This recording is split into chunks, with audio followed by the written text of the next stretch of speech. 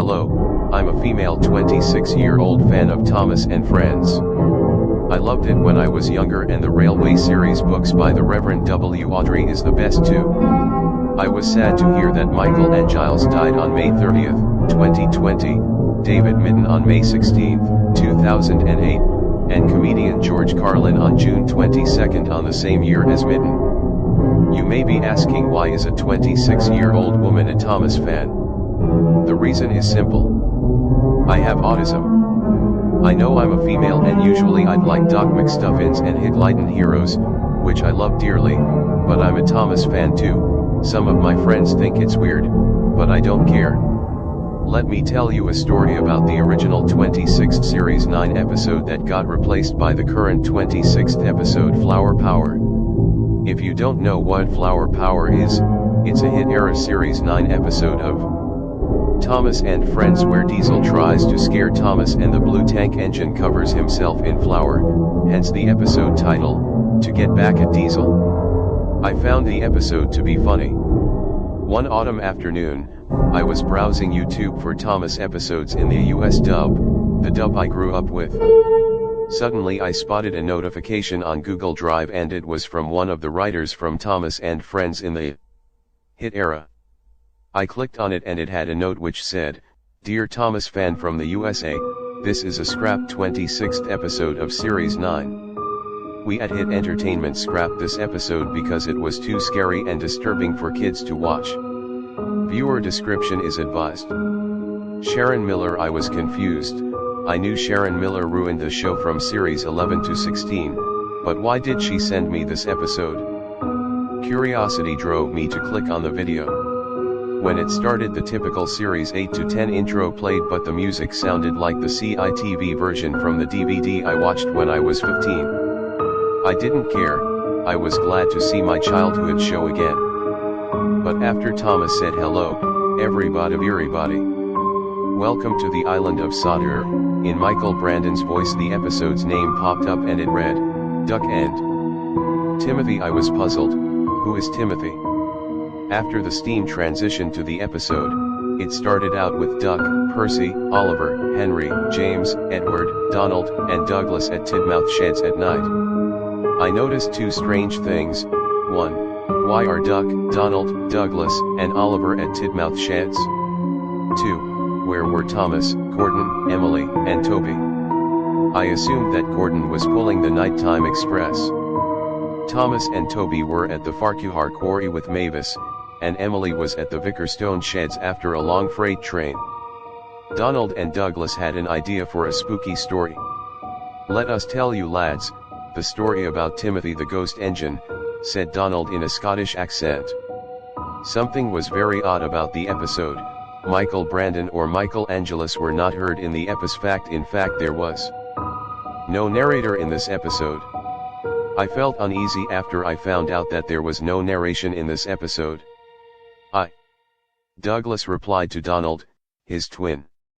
Duck whispered to Percy in an English accent, "Don't be scared, Percy. It's not real." Henry shouted, "It is real, you silly engine." I covered my ears and jumped as if it was a jump scare from one night at Flumpty's. I realized my laptop volume was at 100, so I turned it down to 85 and I sighed in relief. Donald and Douglas began to tell the story about the ghost engine. Duck felt nervous and scared. After that story, after Donald, Douglas, and the rest of the engines fell asleep, Sir Topham had assigned Duck to work on Thomas's branch line while he's at the quarry. Duck replied nervously with "Yes, sir." Duck was chuffing down the line timidly with Annie and Clarabel. I was getting more puzzled. Duck was out of character in this episode as he is usually a happy-go-lucky, hard-working engine. After a few stops at Knapford, Wellsworth, and Maithwaite, Duck was chuffing slowly home. Then something horrible happened.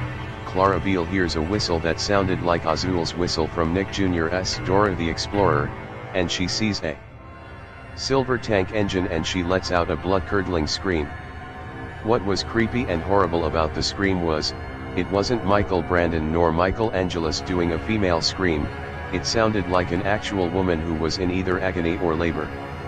It was making my ears bleed, even after covering them. I paused the episode and took a break. After the 10-minute break, I started the episode again. What I saw was the creepiest thing I've ever seen.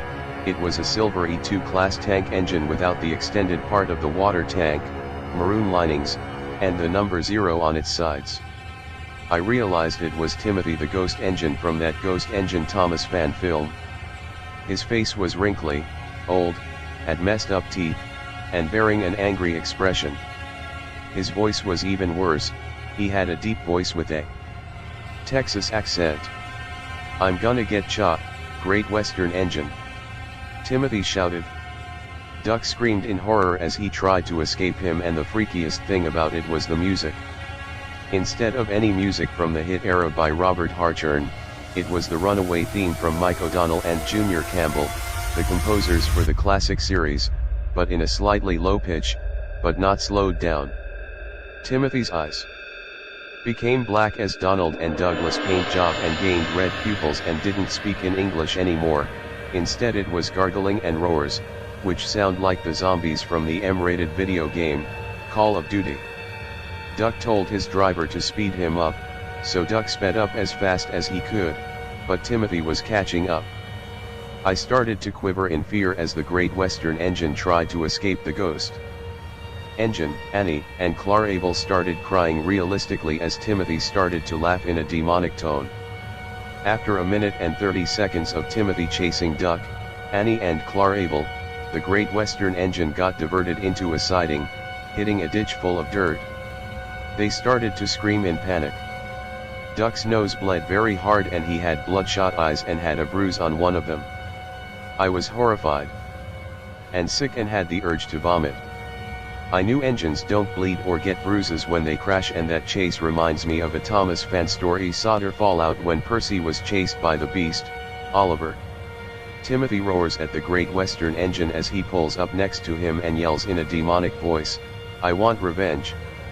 Duck started bawling and begging for mercy as he shouts, "What did I ever do to you? Please, don't hurt me. I'm sorry." "No." Timothy roars at poor Duck again, but louder. Then it snapped back to reality in the shed. Duck wakes up looking perfectly normal. He realized it was a nightmare and not real.